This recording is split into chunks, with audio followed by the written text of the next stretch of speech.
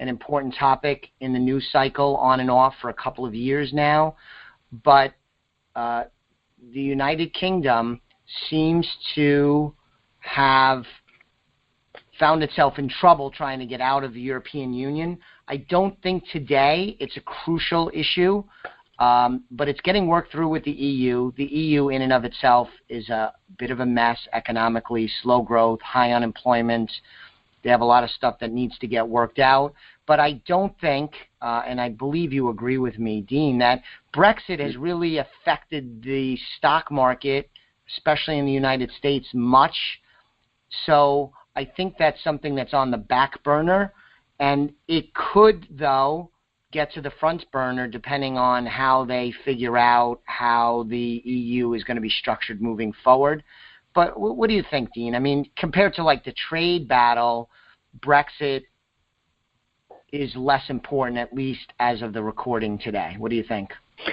Absolutely. I think Brexit is actually helping us keep our interest rates low, because no way are they going to be raising interest rates in the EU because they're struggling already. So it puts less pressure on us. So I totally agree with you. I think it's much less important than the trade issue.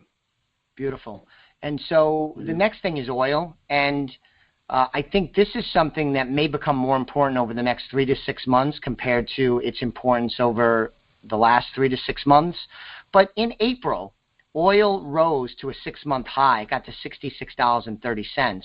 But incredibly, and I probably should add this to the slide, incredibly, it's at like $59 and change. So it's gone down about $7 or about 10% since getting to that high. What really surprises me is that we had some shooting in the Strait of Hormuz in the Middle East, which is always a powder keg and is always an area of concern. It's such an unstable region of the world. But the Strait of Hormuz, everybody probably knows, I don't know what the percentage is, but a massive amount of the world's oil passes through this narrow slit of land, of water, I should say. And so it appears that Iran behaved badly and some ships got damaged. You would have thought, I would have thought, that would have led to oil prices going up. Maybe not like spiking in a crazy way, but I thought it would have perked up at least a little bit, but there hasn't been any of that. So oil prices we want to monitor. If things in the Middle East, with Iran in particular, become problematic, you'd expect oil prices to rise. That would have an impact on the economy and a lot of our thinking on what we believe is happening. But if you get oil to begin making new highs, that would probably necessitate some changes in thinking and perhaps some changes in positioning. But energy stocks, by the way, are some of the worst performing, if not the worst performing sector in the S&P 500. So it's been a rough place to invest. We're not concentrated there, but with our index buying and index investing, we do have oil companies because they comprise a good percentage of the the S&P 500. But does it surprise you, Dean, that oil hasn't reacted more directly to what happened in the Strait of Hormuz recently? Not really, and the reason is a little bit different than your comment. In fact, the price of anything is a factor of supply and demand. In the U.S., we are now exporters of oil, so our supply is increasing because of shale and refracking. So that is counteracting some of our dependency on Middle East oil. So, and I'm not an expert on this area, and that's another reason why energy prices are down, because the supply of oil is actually going up in the U.S. So no, it really doesn't surprise me. I think it's very comforting, actually, that it hasn't happened. It is comforting. Good perspective. Yeah. So I want to talk about political turmoil for a bit. This is the last of the several items we wanted to cover on the economic front, and then we'll kind of wrap up. But, I learned at an early age in the business. I've been a financial planner for 26 years now. I know, Dean, you've been in the financial services, or were in the financial services a long time before retiring. The general adage was, you don't want to talk about politics in a business setting. But the reality is that since the financial crisis especially, it's almost impossible to talk about the markets and help people make smart decisions with their money without talking about politics, at least some. Politics have such an unbelievable, important role to play in investing in the economy and how money is working. So, I've just confronted it head on. I talk to clients. I give my opinion. I'm not a bomb thrower. I'll share my honest assessment about what I think is happening politically as it affects money and the economy and the markets. And it's been well received. I have a great clientele. I have a lot of really, really strong relationships with my clients, some of them going back 20, 25 years. And lots of them think differently than I do politically, and they vote differently than I do politically. But we've been able to have constructive conversations about politics, narrowly tailored to what does that mean for their financial plan and their goals and objectives.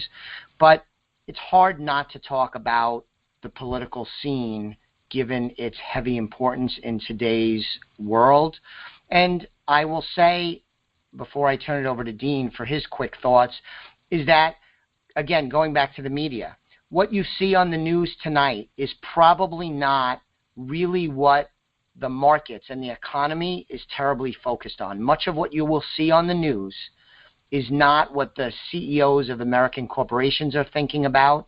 It's not what husband and wives who sit down at the kitchen table to talk about their financial future are thinking about. It's not what small business owners that are entrepreneurial, trying to figure out how to make a buck, are thinking about. There is a pretty big disconnect between what the news is talking about and what's actually affecting your money. I'm a news junkie. I like to watch the news. I like to be informed, and I can do that, but separate that out and not bring that emotional baggage into decision making about my personal money, let alone the money that we are entrusted with in our business and with our clients. So what do you think about the political circus, Dean? Well, I think the biggest value that a professional advisor has is being apolitical. In other words, we have friends here in the villages that sold all their investments the day that Trump was elected, and we have friends in the villages who sold an investment they have when Obama was elected.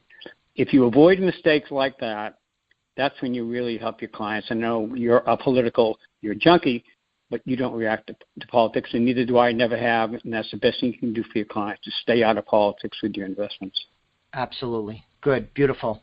So what I want to talk about now as we kind of wind down, and I'm going to cover a few questions that I got. So, Dean, if you could stay put for a minute, I'll probably circle back with you shortly. But our assessment is that investors need to prepare for any environment.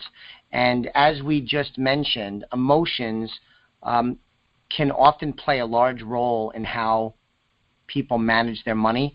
Part of our role, and we have many with our clients, is to help them escape that trap and to make good, smart decisions that lead to sustained success. And taking emotion, especially short-term emotion, out of the equation is a very good way to accomplish that.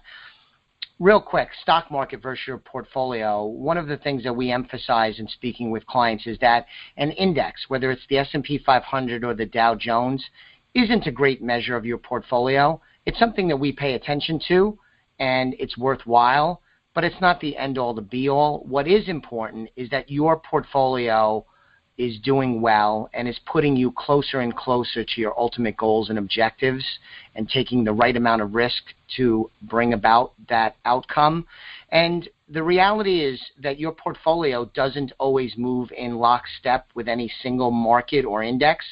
And I'll give you a real quick example. If you look at the stock of Berkshire Hathaway, which is Warren Buffett's company, the greatest investor of all time, he's amazing.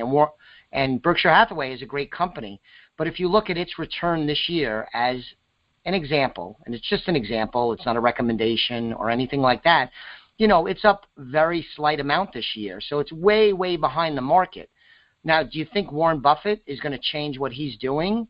No, not at all, because what he does works over time, and he's not trying to be lockstep with any index he's going to stick with what he knows will work, and that's what we're going to do here with our clients as well. Be broadly diversified, pay attention to risk, and focus on helping clients win with money, which means achieving their goals and objectives. So again, commercial. We're going to monitor our clients' personal situations on a consistent basis. So what could we do now? We'd be happy to meet with you if you want to review any of these items. A lot of people that are listening here today are not clients, and still many are clients. But either way, we would be very open to meeting with you, confirm your investment goals and objectives, evaluate risk tolerance timelines. We're going to rebalance portfolios where appropriate. We are going to be very smart on the tax front. We're going to try and minimize taxes whenever possible, and we're going to use a strategy of harvesting capital gains and capital losses. It's a very important part of what we do for our clients. And we're going to review retirement plans. What else can be done? We're going to look and analyze sources of income to make sure that we're meeting your cash flow requirements, review overall tax planning strategies, and review your emergency fund. We want to have our clients, and we suggest everyone have an emergency fund, money that's available in the bank, not earning a lot of interest, but is available should you need money in a pinch. The car breaks down, an unexpected trip, have to help out a family member. You want to have some money safe, solid, in the bank, available to you. I mentioned taxes a couple of times in the couple of slides. This is the new tax form. You probably filed your 2018 taxes already, but if you bring us a copy of your 2018 taxes at some point between now and the end of the year, we'd love to look and review it to find, if possible, some proactive tax-saving opportunities for 2019. Our goal is to continually look for the most tax-efficient strategies that complement a client's situation. Please know that we're not trying to replace a CPA or an accountant. We do not prepare taxes, but we do want to review them to see if there are opportunities that we can take advantage of. Investors need to prepare for any environment. We're in a rapidly changing environment. Dean and I are in agreement with that. So there's lots of things that we want to monitor and stay closely attuned to. And if we could do that, combined to having a keen awareness of what our goals, our clients' goals and objectives are, we think we could offer a lot of help. We want our clients to be prepared and not scared. So as I close up, what can you expect from us? Constant communication. We want to have more frequent discussions with the people we're working with. And once again, we're consistently reviewing economic, tax, estate, and investment issues for our clients so that we can serve them well. Our role, and this is important if you're not a client of ours already, is that our role is to help maintain a non-emotional objective. We're going to avoid emotional or knee-jerk reactions, and we're going to assist our clients in making smart financial decisions. And we are always looking out for our clients' best interest. Your best interest comes first, and our clients know that we will be there for them. So, Dean, just a couple of quick questions. I think I'm a little pressed for time because this was such a good discussion. But one of the questions was, you talked about how the U.S. is the best economy in the world.